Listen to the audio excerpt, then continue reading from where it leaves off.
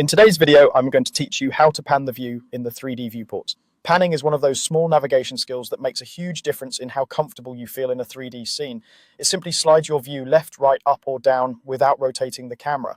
That means your perspective stays the same. You're just shifting the framing to see other parts of your workspace. Let's walk through 2 easy ways to do it and make sure you understand what's happening as you go. First, the most common method uses a simple keyboard and mouse combo. Place your cursor over the 3D viewport. Press and hold the Shift key, then press and hold the middle mouse button and drag. The middle mouse button is typically the clickable scroll wheel on most mice. While keeping both Shift and the middle mouse button held down, move your mouse gently in the direction you want to go. You'll notice the view slides smoothly without tilting or orbiting. If your view starts to rotate instead of sliding, it usually means Shift wasn't held down when you began the drag, or the middle button wasn't pressed. A light, steady motion works best. Quick, large movements can feel jumpy. If you need to cover more distance, keep dragging a bit farther rather than flicking the mouse. Release the buttons to stop panning and you're set.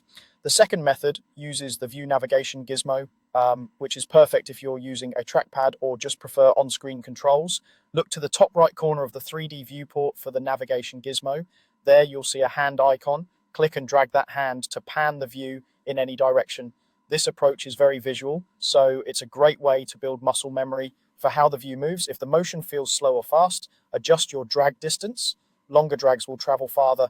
Let go of the mouse button to stop panning. This method is especially handy when the middle mouse press is awkward or when you want precise incremental moves.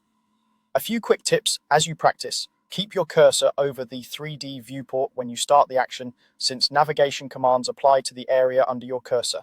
Combine gentle panning with small zoom adjustments to frame details exactly where you want them. And don't worry if it feels awkward at first. After a few minutes of moving around a scene, the motions become second nature. That's it. Use Shift plus the middle mouse button for fast direct control, or the hand icon on the navigation gizmo for a clear on-screen approach. Happy navigating!